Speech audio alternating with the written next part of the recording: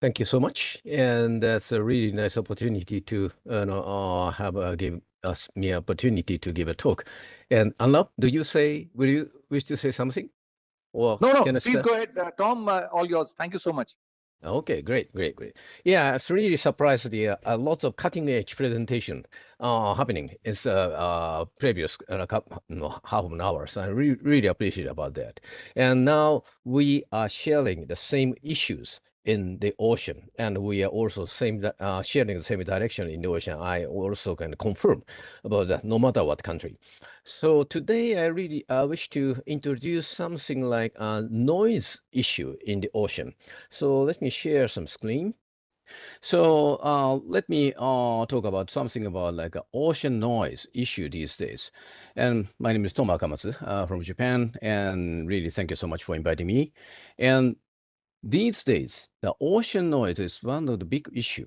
And today is the World Oceans Day, and this issue is getting kind of global one, not only for the maritime, but also like a renewable energy and also like a deep water mining. Deep water mining is also going to be a very much big industry sectors, and definitely military and also the explosive during the Second World War and the global warming. A lot of issues they happening, and that's most of the issues. The noise is related to that, and not only for like a domestic, but also international organizations such as the UN or IMO, International Maritime Organization, or Conservation of Biodiversity.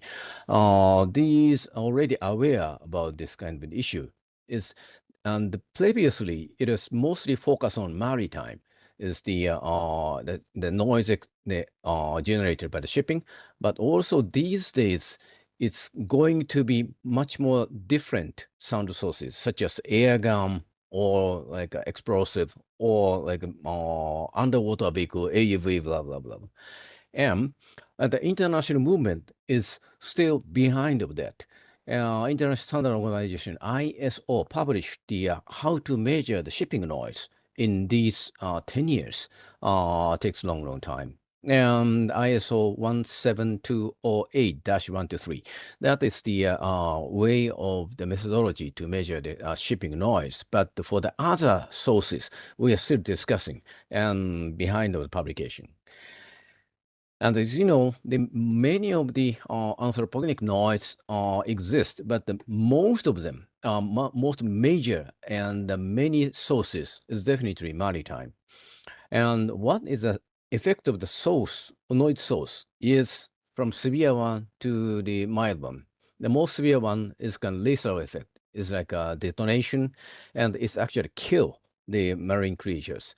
And what we surprised was they already published about like 10 years ago, the big explosive by air gun that's killed the zooplankton. No, zooplankton does not have an ear, but the shock wave killed that zooplankton. And physiological effect also observed. Like inner ear hair cell was destroyed for the cattlefish. And behavior reactions that also are reported in many species, like baleen whale. This is the case of the humpback whale, the stopping of the singing during the breeding season.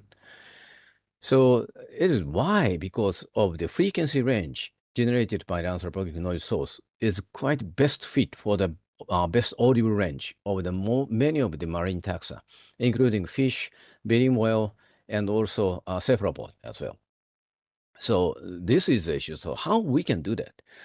Looking at the European case, they were establishing the marine spatial planning, and that is necessary. The European country have long discussion, negotiation, and established this kind of the marine spatial planning already. They established something like an energy island only for use for like renewable energy and the shipping route and the conservation area. So yeah, this is really simple, easy to understand, but it may not be feasible or applicable in the Asian water. Let me try this. Yeah. Here's the picture of Tokyo Bay. Um, here is the offshore windmill farm planned area, and also the major industrial port. And we also have the ecological or biological significant maritime marine area, EBSA, in the yellow one, and fishing ground offshore, fishing ground in the coastal water, and the protected animal, the Finnish populated habitat, is in red. So, how we can do that is most of the area was used not only for the human, but also the fishermen, but also the protected animals. So how we can establish marine spatial planning on that issue.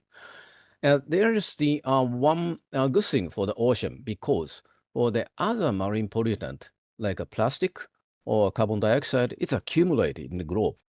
But for the case of noise, once we stop at the source, then unlike the chemical substance, the noise is going to be diminishing.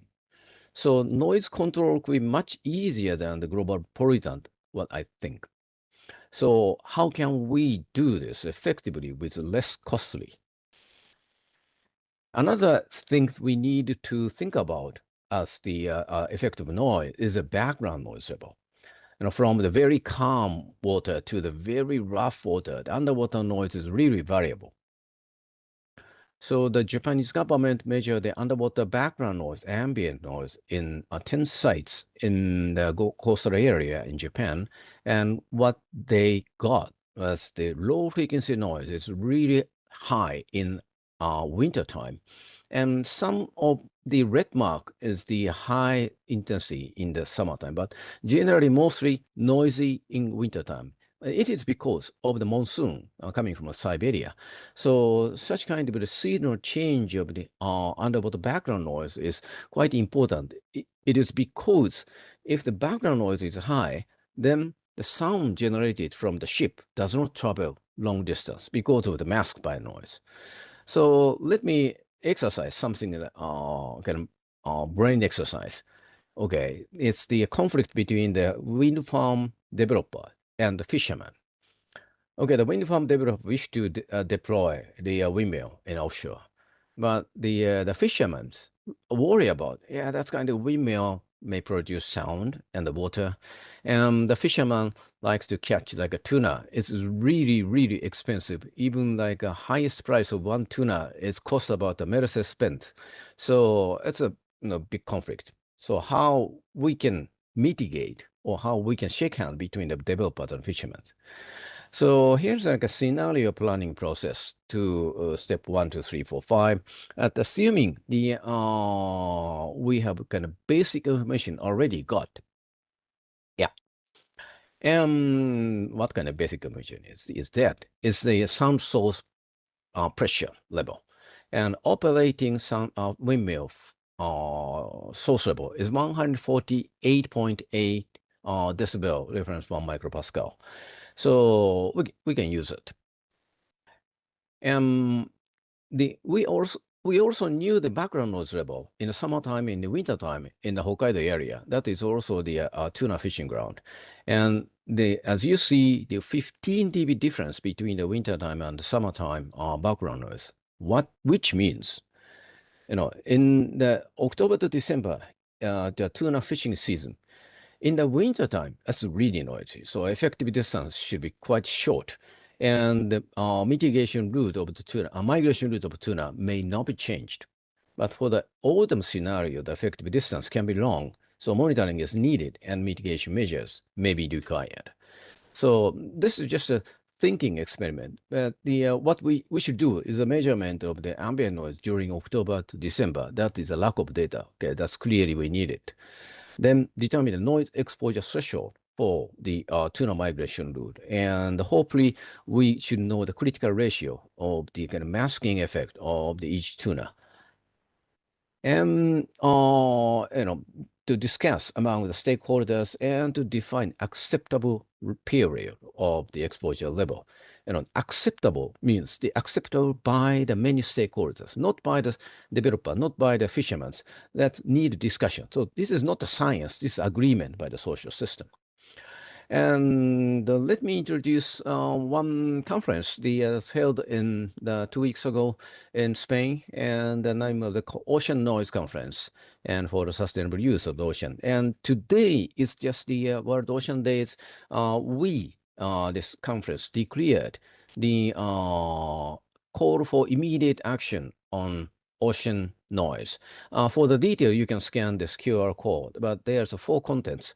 And one content is the make ecological impact assessment mandatory from the earliest stage of development, especially for the deep water mining.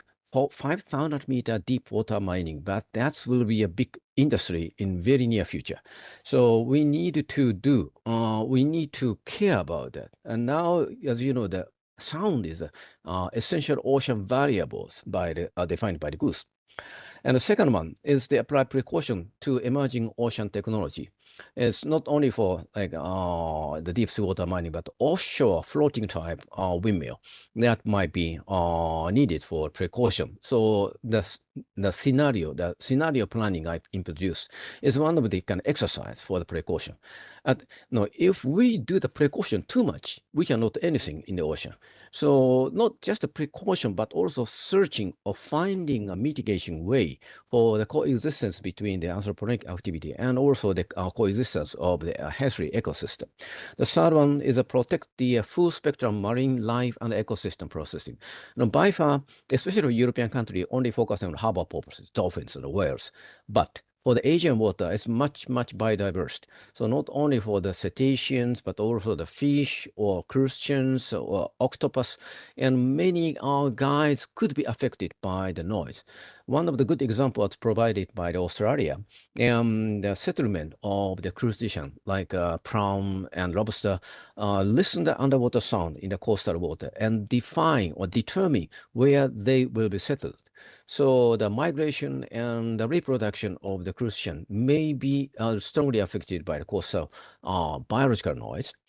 So the last one, the fourth, recognize sound as a fundamental component of ocean health. So that is the things we need to care about in these days, the ocean noise. Thank you so much.